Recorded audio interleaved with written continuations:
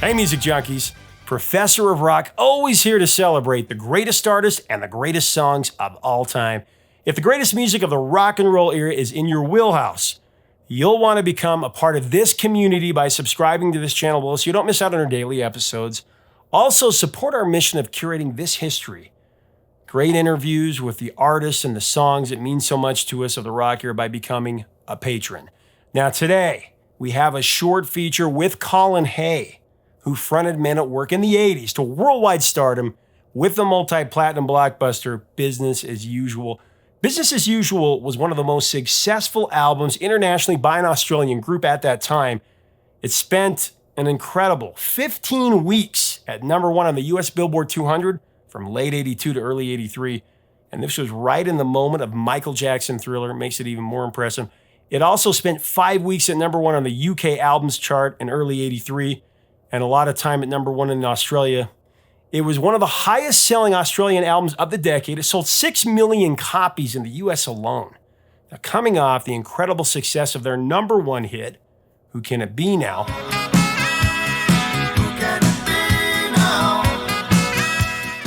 Men at Work released Down Under, which was originally released in 1980 as the B-side to their first local single that was titled Keypunch Operator.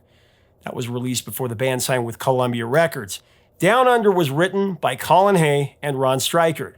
The early version of Down Under does have a slightly different tempo and arrangement from the later version.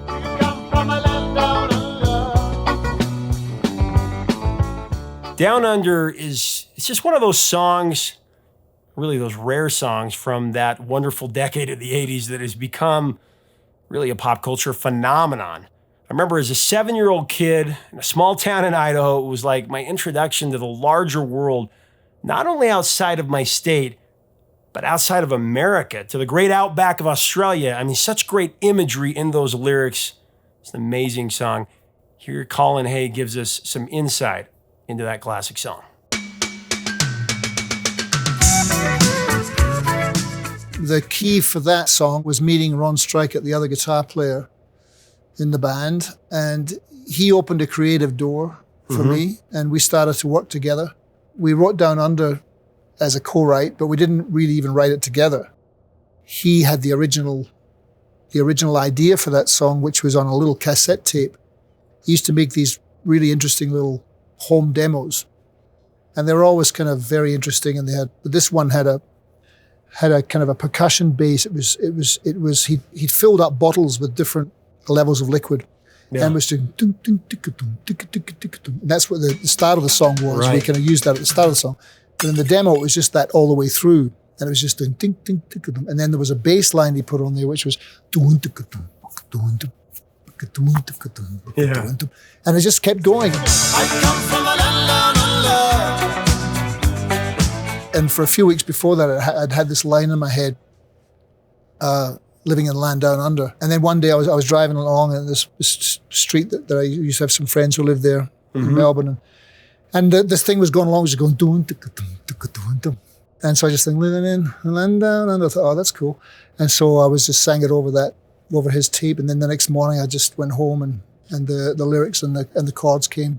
And it just came like in half an hour, and that was it. In the space of maybe 2 or 3 months, the band came together. So I had a vehicle to immediately play those songs. And so we were kind of a jam band for a while. We were kind of hippie influence, and we would play Down Under, but it was like 6 minutes long, and we would play Who Can It Be Now, and it's 6 minutes long. But the songs were there, and having the band as a vehicle to play those songs was there. And then the other key thing that when we played for a couple of years, but when we eventually got the record deal, Peter McKeon, who was the American record producer, he was very instrumental in taking those songs and spearheading the arrangements of them, and moving the parts around of the songs, and taking the saxophone and putting up at the front of the song in Who Can It Be Now. And so he really turned the songs into pop songs, And Down Under spent 4 weeks at number one, was a big hit, but I think it was 16 weeks. The album, the album was 15 consecutive. You know more than me. No. Well, both of those songs have had a huge impact on pop culture. I mean, Down Under has been using the Crocodile Dundee movie and the Sydney Games. You performed it in front of scores of people. Women go and men plunder. Help me, help me. Can you hear that thunder? Yeah, that was a big moment. Like 2 billion or something. That was exciting. Yeah, to represent. That'll never happen again probably in my lifetime, I would say. Brussels, 6'4", full of muscle. I said, do you speak my language, brother? He just smiled and gave me a Vegemite sandwich, and he said, I come from a land down under, where bitters flow and men they chunder. Can't you hear the thunder? You better run, you better take cover.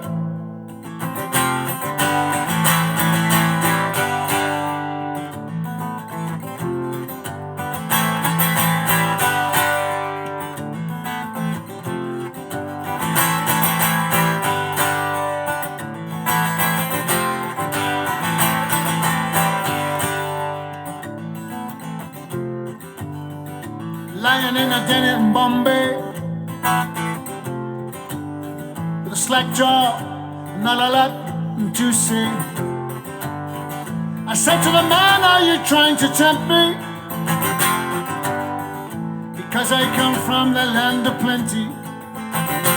He said, oh, do you come from a land down under? Oh, yeah, yeah. Women glow and men plunder.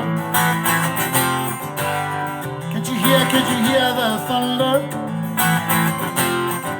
You better run, you better take cover. We are living in a land down under. Oh yeah.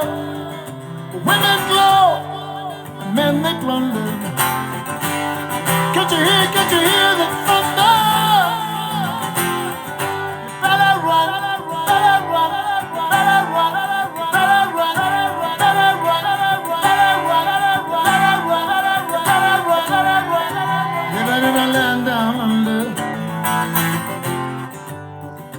women glow and men plunder.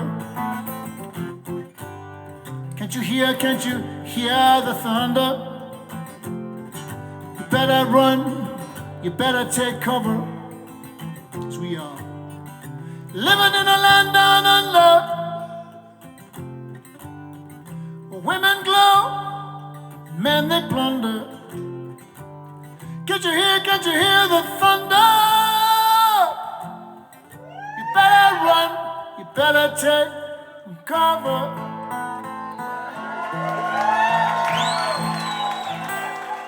Thanks for watching. Leave us a comment about Colin Hay and Men at Work and this amazing song below. Tell us about your memories related to the song, when you first heard it, what you think of when you hear it. Celebrate this masterpiece, business as usual, the right way by getting Men at Work's limited 180-gram audiophile vinyl LP pressing.